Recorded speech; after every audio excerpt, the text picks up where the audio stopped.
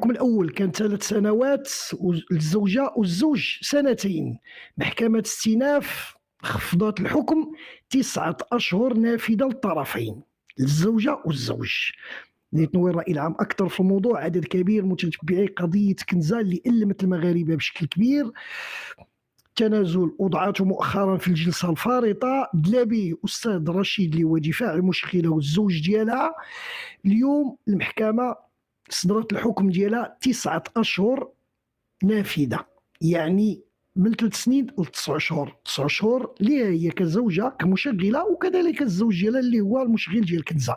مشاهدينا الكرام، مرة أخرى لا ننسى الشكر الجزيل لجل المغاربة اللي ساعدوا كنزة كيفما كان الحال في الظرفية الأولى، الصعوبات اللي كانت فيها، وكذلك المصحة اللي اهتمت بها، وكذلك البروفيسور اللي ساهم من أجل إنقاذ ما يمكن إنقاذه في الوضع الصحي ديال كنزة.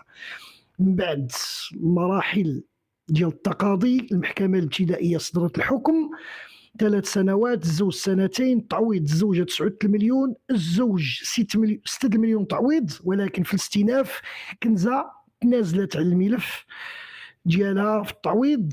المحكمة اقتنعت وأصدرت الحكم ديالها 9 أشهر نافذة للزوج والزوجة.